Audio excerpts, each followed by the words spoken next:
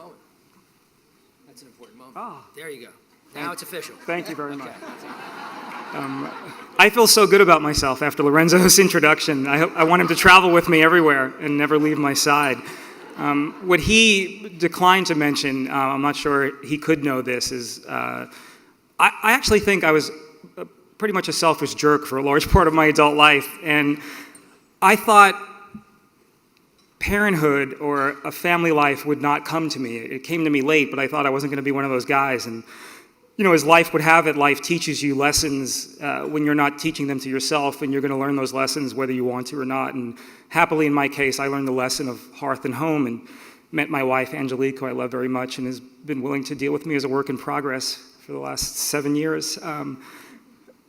But I thought, okay, I met my wife and I became a husband, and my sphere of caring about things expanded a little bit. I suddenly found myself wanting maybe her to be happy before I was happy, or maybe her to be taken care of before I got what I wanted. And I thought, wow, that's strange, but I guess that's growth, and that's cool, and that's what people say I should be doing. And I thought, I'm arrived as a person. And then parenthood comes, and I had friends say, oh, it changes you, man, like everything changes. And I'm like, yeah, I got this. Like, I'll change parenthood. Parenthood's not gonna change me. I'm set. I care about the wife, and I'm a fully arrived person, and I contribute to charities, and I write checks, and I'm a good guy. And then the children come, and you are, if you're the guy, you're given this baby in the delivery room, and it holds your finger with its whole hand, and you look down, and this lightning bolt hits, and you're, bonded for life, and you think, oh my God, they were right, everything changes.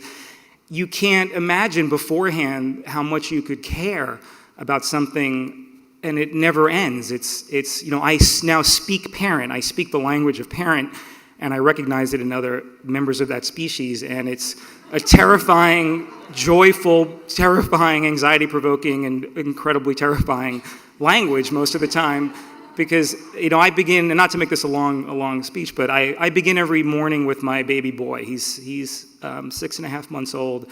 My wife likes to sleep late, and in the morning before I go to work, I give him his morning bottle, and I end my day by giving him his nighty-night bottle. And he looks up at me while he's eating, and you look into his eyes, and you just want to protect him. And it was the same with my daughter, who's 5 now.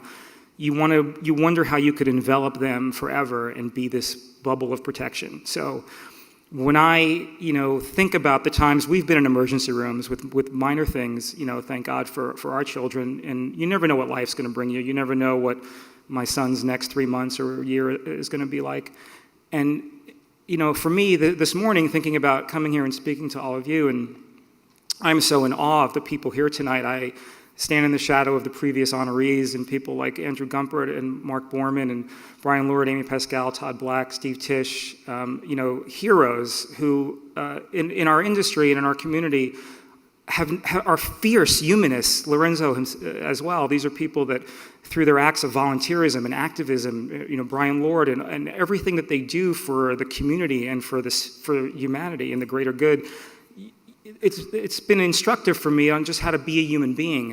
I thought I came out here for a career, and I've been taught how to be a plugged-in, caring human being by some of the best people I've ever met in my life. And I stand here, to applaud you and be in awe of all of you, and especially Colin Farrell, who, to come up here and share that intimacy with all of us. I just am in awe of it, and it ennobles all of us. So I just want to express my gratitude for that. But, because I speak parent, I feel like I can vaguely understand what it would be like to have a child, and all you want is for that child to be okay and feel like you're on your own. You hit a hospital, you hit somewhere with an issue, and nobody can take care of you because the specialists aren't there and the resources aren't there, and you're left on your own devices, and it's you're on your own. And the panic that would set in for me would be off the charts. And anything you can do to help, get in the way of that happening, of course you'd want to do. You'd want to do anything in the world because you understand that being able to tell your child you're going to be okay, or be able to provide that to your family, nothing is more important. And I don't think there's anything as universally relatable or universally accepted as the desire for a parent to want happy, healthy, and whole for their children. And I had the honor of being able to visit the Children's Hospital of LA. I meet the Gomez family, meet beautiful Natalia, who would sign "I love you" to Wendy Mitchell, who's another superhero doctor that I got to meet. I was moved by these things because, of course, they're moving and they're inspirational, and you wonder if you would have the courage of parents who deal with challenges and issues in those circumstances. But to know that an environment has been created that's a loving environment, that's a caring environment, where you can bring your child and be told, if not everything's going to be okay, but here's what we think is going on, you're in the right hands, we can answer your questions, and we can send you home with confidence that you did the right thing.